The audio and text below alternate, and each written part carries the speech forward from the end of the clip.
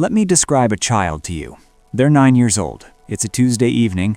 One of their parents has had a hard day. You can tell by the way they drop their bag at the door, by the silence at dinner, by the way they've been staring at the wall for 20 minutes.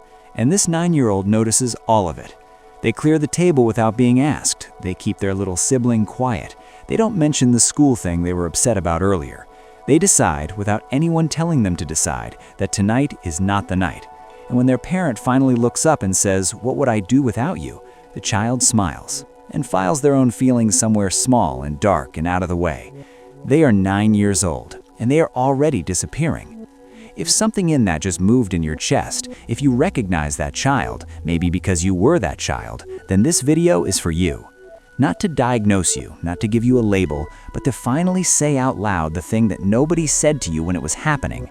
What you called maturity, what everyone praised as maturity, was not maturity. It was adaptation.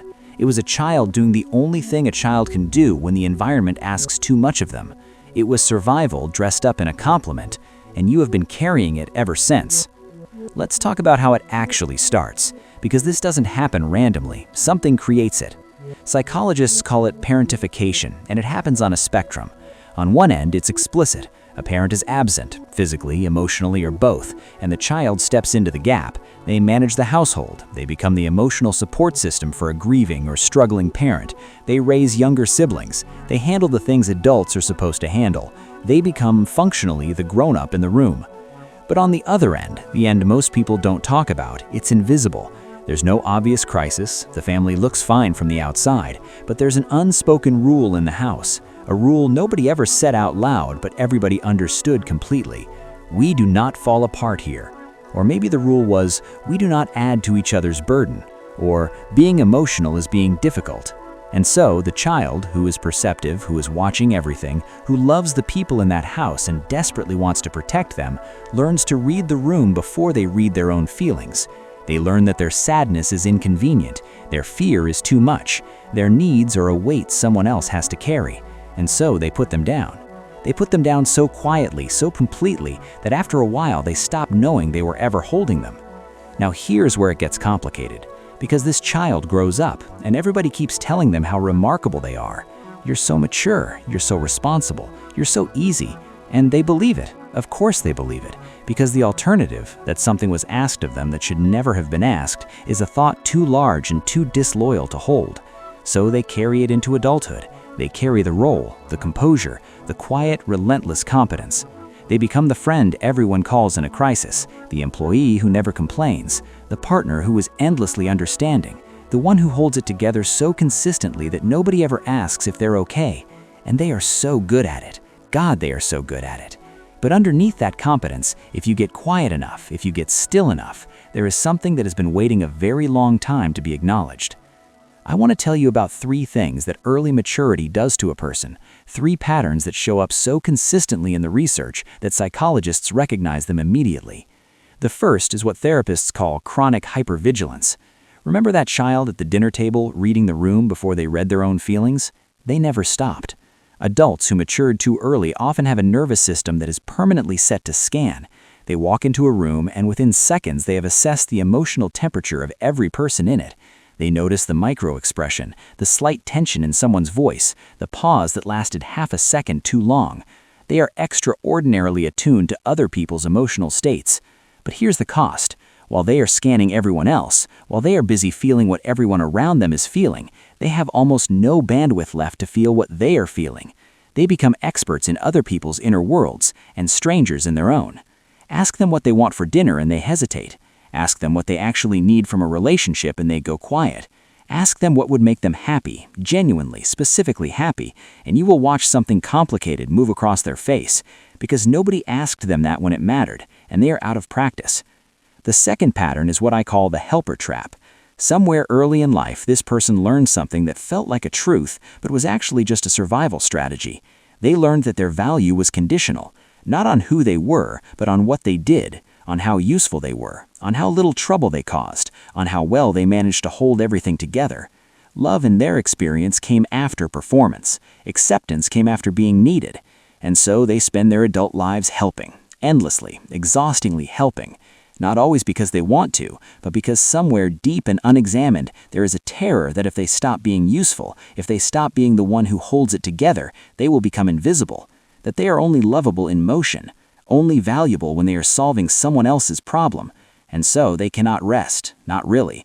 Even their holidays feel like projects, even their relationships feel like responsibilities, even the things that are supposed to be for them slowly get redirected towards someone else, because sitting still feels dangerous, because sitting still means there's nothing between them and that old, quiet feeling, the one that says, if I stop performing, I stop mattering.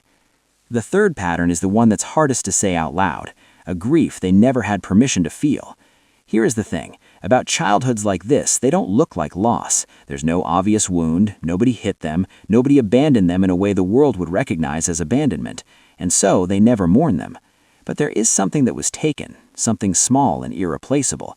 The right to be a mess, the right to fall apart and have someone older and steadier catch them, the right to be the one who needed things, who needed comfort, who needed reassurance, who needed someone to come and sit with them in the dark and say, I've got this, you don't have to. That child never got to be the child, and you cannot rush a stage of development. You cannot skip it and come back later and find it waiting for you, intact and available. When it gets skipped, it leaves a shape, an outline, a hunger that doesn't have a name because you never learned the word for it, and so it comes out sideways, in the relationships where you give everything and feel quietly furious that nobody notices, in the moments where someone tries to take care of you, genuinely, gently, and something in you panics, pulls back, makes a joke, says, I'm fine before they even finish the sentence, because being taken care of is the most unfamiliar feeling you have, because you were never taught to receive, only to give. Now, I want to add one more thing, something the research shows that almost never gets mentioned. People who mature too early often struggle to recognize their own childhood as difficult. They will sit across from a therapist or a friend or a partner and say something like, it wasn't that bad, other people had it so much worse, my parents did their best. And maybe all of that is true, but here's what is also true. A child's nervous system does not grade difficulty on a curve. It doesn't compare itself to other childhoods and decide whether it has earned the right to have been affected.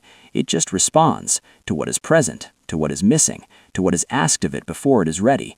The fact that your parents did their best does not mean the experience didn't shape you. Both things can be true at the same time. You can love the people who raised you and grieve what you needed that you didn't get. You are not betraying anyone by acknowledging that. You are just finally being honest. So, where do you go from here? Because I don't want to leave you with just a mirror. I want to leave you with something you can actually use. The first thing is the most important. You have to learn to locate yourself. Not the version of you that reads the room, not the version that manages and organizes and holds it together. You, the one underneath all of that. It sounds abstract. Here's what it looks like in practice. The next time someone asks you what you want, from the evening, from the conversation, from the relationship, don't answer immediately. Don't do the thing where you figure out what they want and shape your answer around it. Pause, turn inward, and ask yourself, like you would ask someone you genuinely cared about, what do I actually want right now? It will feel uncomfortable, it might feel selfish, it might feel like you're being difficult. That discomfort, that is the feeling of a muscle that has never been used. Use it anyway. The second thing is this. You have to practice being witnessed, not performing, not managing, not being impressive, just being seen.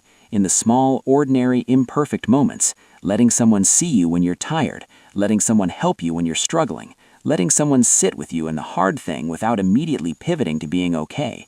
This is not weakness. This is the thing you were never allowed to do, and it feels terrifying at first. But on the other side of that terror is something you have been quietly waiting for your whole life. The feeling that you are not here to be useful, that you are enough without the performance, that you were allowed to simply be. The child who cleared the table and kept their sibling quiet and filed their feelings somewhere small and dark, they deserved someone to notice. They deserved someone to say, I see what you're carrying, and it's too much, and it is not yours to carry. Maybe nobody said that to you back then, but I'm saying it now. What happened to you was real. What it cost you was real, and the work of getting it back, of learning to want things, to need things, to receive things, that is not self-indulgence. That is the most important work you will ever do.